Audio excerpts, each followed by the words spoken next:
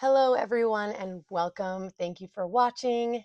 Today is a different kind of video, not like the usual vlog that I post. And so I'm really going to be curious to hear your thoughts and feelings on this because it was kind of a lot to put together for me just because it brought up so many feelings and emotions.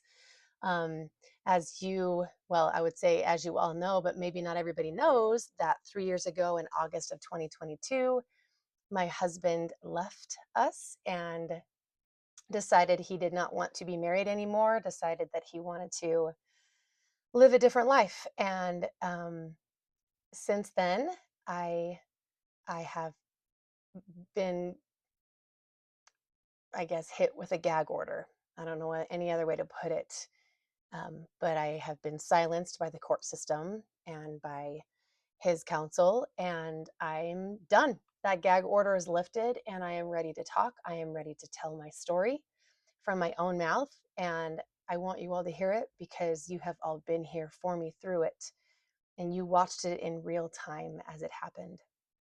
And I've been waiting a long time to be able to express the way I feel and felt, and it's finally time for that. It's going to kind of trickle out slowly because it's a long story, and this vlog is like 4 days in 20 minutes. So it doesn't even cover the entire 3 years at all. It's not even close, but it is um, the week of trial. When I went to trial, I have been in litigation for the last 3 years.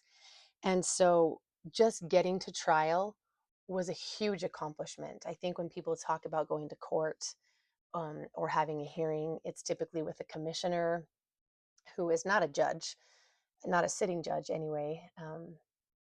But getting to trial, you have to take a lot of steps and wait a lot of time and get like in this queue, these lines, and kind of wait your turn. And it is months and months and obviously years and years. And so just to get to trial was a huge feat. I clawed my way to get there. It was literally like running a marathon, and I feel like I finally crossed the finish line, only to have the the post moved, right? The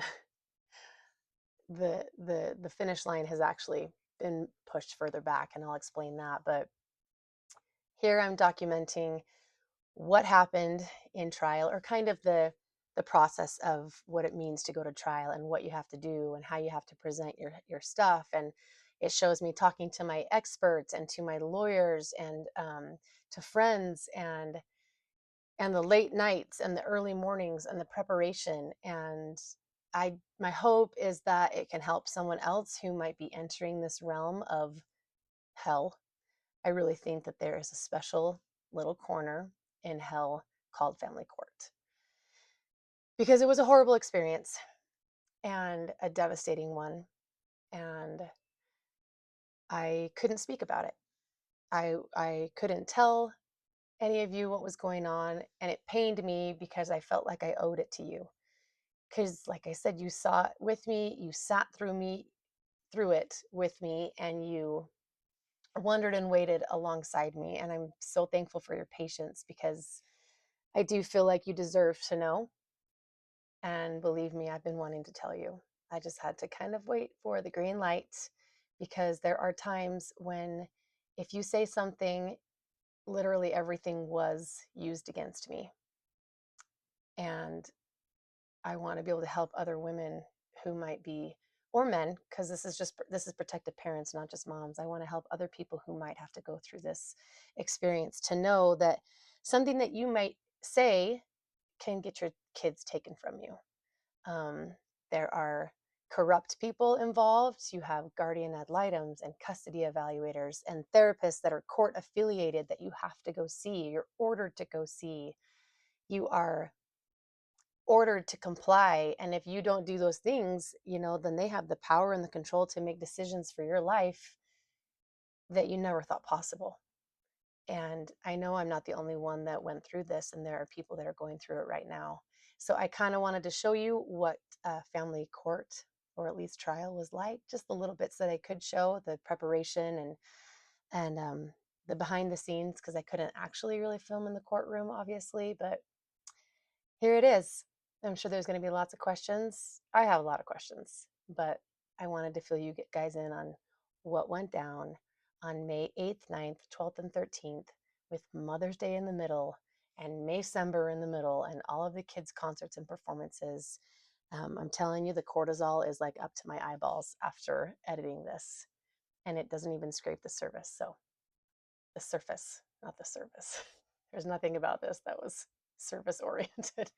All right, tell me what you think.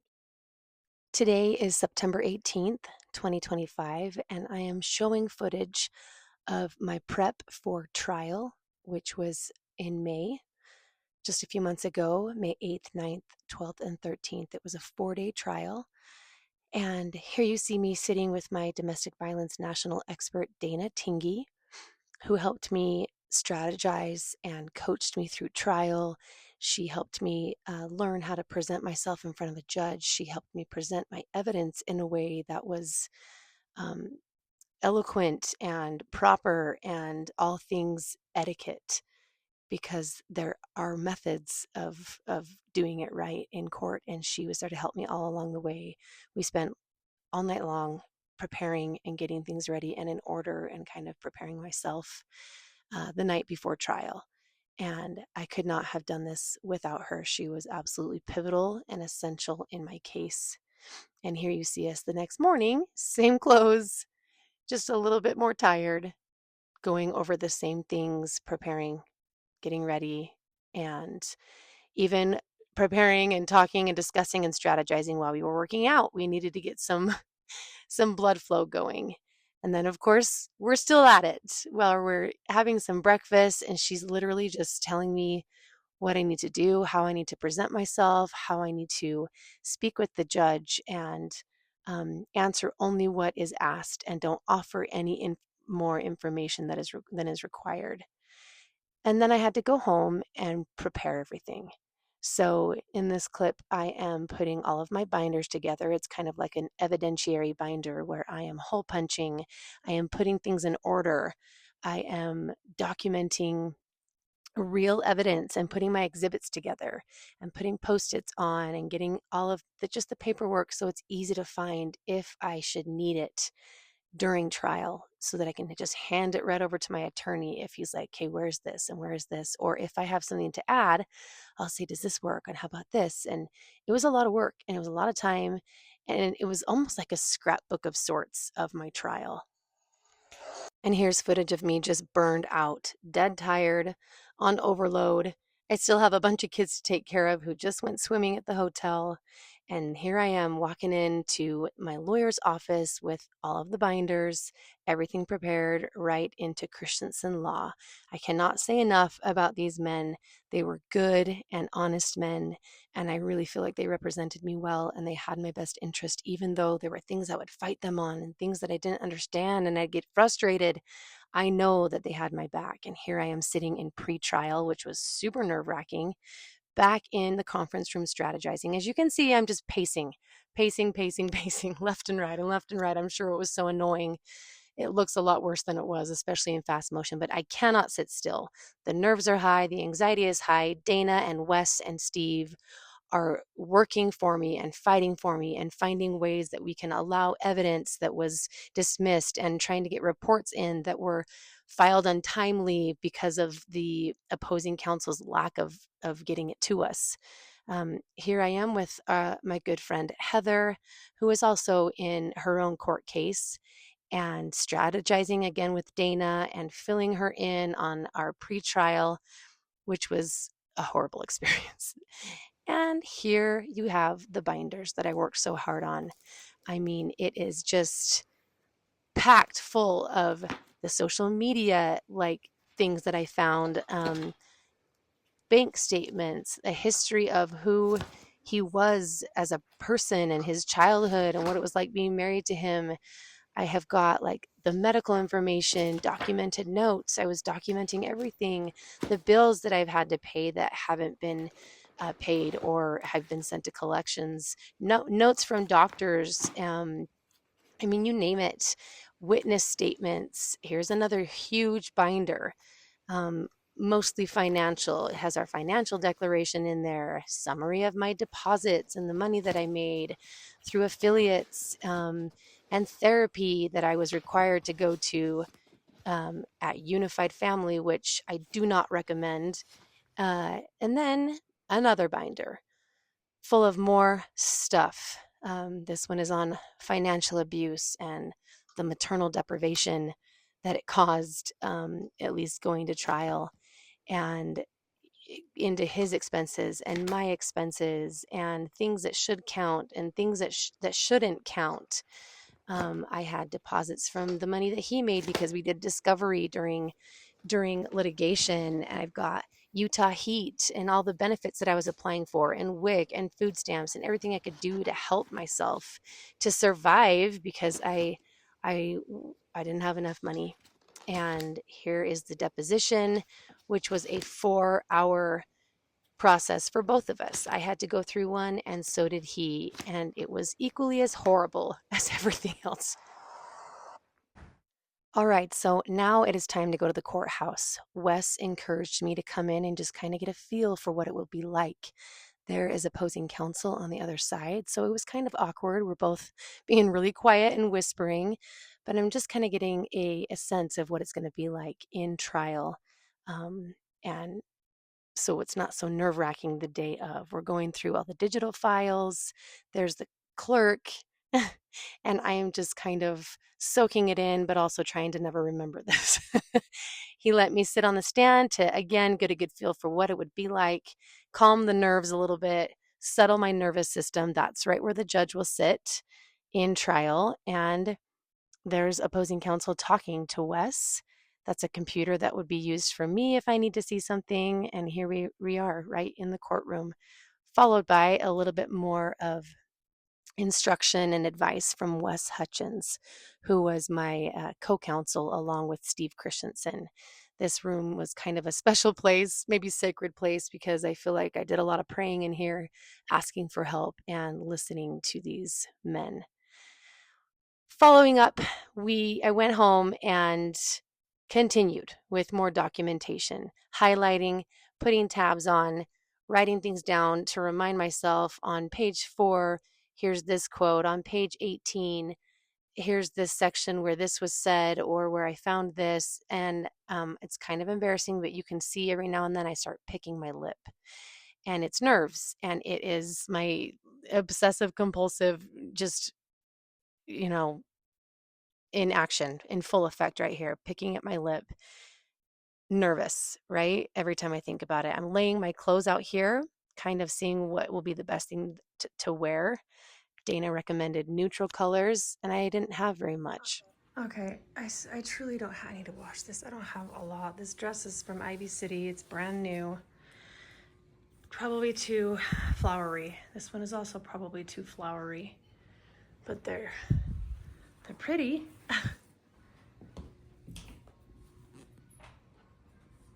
Probably too much, right? Is this one too much too? Oh. There's that one. And then I have like this pencil skirt, this shirt. I have this skirt. I don't have anything. Ugh. Well, everybody, it is here. It's finally here after 3 years of fighting in family court. I got my backpack on with all my binders. I'm about a mile or two away from the courthouse. I had to park in some, hopefully it's open parking, because I don't have any money to go and pay the parking fee. My card will decline, so we're just gonna take a little stroll, but I'm heading in. It's been a long time coming. 98% of cases settle outside of court.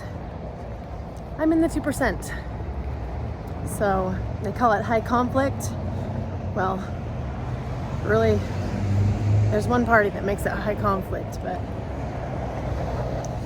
whatever it takes to get me to trial, to get this judge to hear the truth and to have my story told on the record. I'm crawling to the finish line and I'm finally there. This is a dress from Ivy City, thanks to beautiful people like you who bought it for me. And now let's just hope I don't get jumped on the way to court. Okay, today's the day. I am heading into the courthouse for actual trial. No more pre-trials, no more conferences, no more prepping. This is the Scott Matheson Courthouse, and I am heading in up these long flight of stairs, lots of flights of stairs. This is going to be the second floor of the courthouse, the South Hall. It's like a labyrinth. And I was afraid to turn this corner for fear I might see him or opposing counsel, but I was met actually with police officers and women and children, and then probably a whole bunch of criminals is what I'm assuming. But this was the long hallway, and I was so glad not to see anybody there. I could just kind of take a minute and not have to encounter anyone face to face and just kind of breathe. This was room 35 of the courthouse. That was the courtroom assigned to Judge Keith Kelly. He's kind of a seasoned judge, so we got to have a window in the courtroom, which I guess is rare. Here I am again with Steve Christensen, Wes Hutchins, and Dana Tingey. We're strategizing after opening arguments, kind of deciding which path we're going to take, after hearing what opposing counsel started with and where they're going to go to battle. I am drinking a Premier Protein to get through it. And again, pacing back and forth, or I guess rocking back and forth, because this is kind of terrifying because your life is in the hands of a judge that you have never met, or at least the future of what your life will be. And so I think we are about to take a break to go to lunch. It was a long day. That night I went home and started preparing more. I didn't go to bed till 2 a.m. this morning as I prepped more. We kind of knew the direction that they were going to take, and so I decided to focus my efforts on that and strategizing, the things that Dana had told me what would be the best thing to moving forward to explain my side of things and how this all really went down, because it was far different than what he said. It's day 3 of going into court. And it is awful, and it's horribly boring. But I've made it this far. Today is the Julie show. It's going to be my testimony all day long, which is weird to say testimony, not in a church setting. But let's get this done. I don't wish this on anybody because it's horrible. Probably because it's so boring and my back starts to hurt and I want to get up and walk around, and I've had to curl my hair, which it looks nice, right?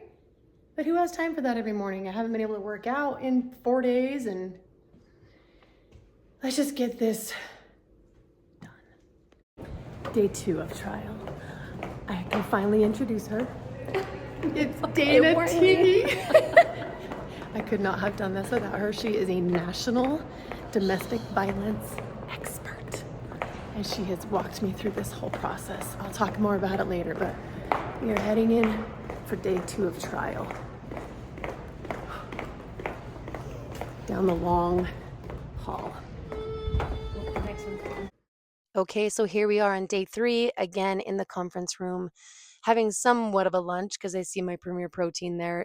Steve and Wes hardly ate anything the entire time. They were just so, tuned in, dialed in, and focused on what had to happen and what evidence had to be presented, since so much of it was thrown out.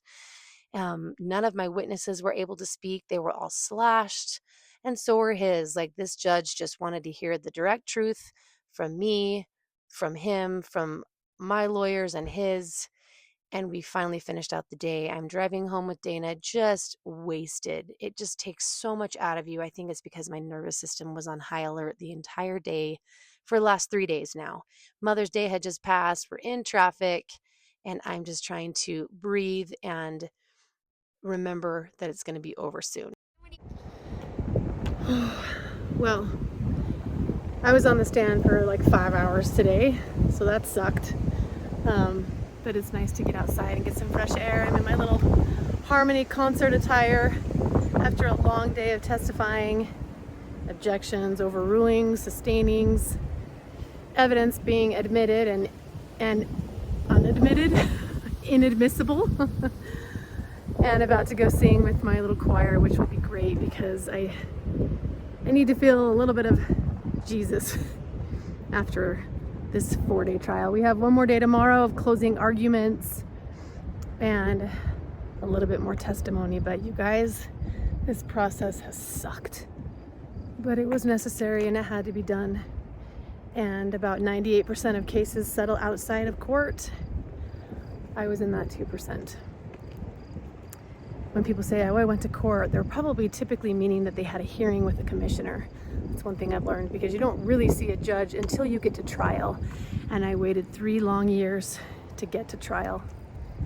So I'm hoping for a just judge. I'm hoping for truth and light. I'm hoping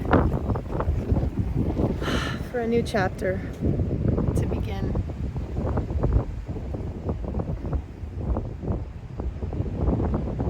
So I'm not the same person coming out of this that I was going in. And that's not a bad thing. It sure is nice to be outside in this warm weather with a little wind, just to contemplate and be by myself for a few minutes. I'm at a Presbyterian church, because that's where our concert is, and the concert starts in about a half an hour, and I just want to sit here and speak to no one and just like bask in the sun. Okay, so we are having some dessert to kind of celebrate, even though I have one more day of trial left. Dana had to go home back to Washington where she lives, but we just needed to take a load off. It's probably midnight at this time. Mind you, it's May-cember, so kids are in all of their activities. I had just come from a harmony concert that I sang in the day of trial. Mother's Day was the previous day, and we are just taking a load off. Here we are again, everyone. It's day 4 of trial. I'm almost done. Today is just closing arguments, but I had to walk again. I went to park down below in the parking garage, and they have like a metal detector that goes under your car, because I'm sure some crazy things have happened at the courthouse. And I had a gas can in my trunk because I'm always out of gas, and I'm always running to a gas station to fill up my tank, or to fill up the gas can. You know, habits from high school when we always ran out of gas as dumb teens. But that's the situation I'm in now, where I'm constantly putting $5 in here and $5 in there. So I have a gas can, but you can't have a gas can. And he said, you can't have a gas can in the trunk. And I said, well, it's empty. And he said, well, we've had too many incidents. Incidents? I can't even think straight anymore, you guys. We've had too many things that have happened this year at the courthouse with gas cans. I said, well, can you just take it out? He said, no. So I had to do like a 15-point turn to get out of the parking garage, go and park the car 3 miles away, and run. This is the end. Let's get this sucker done.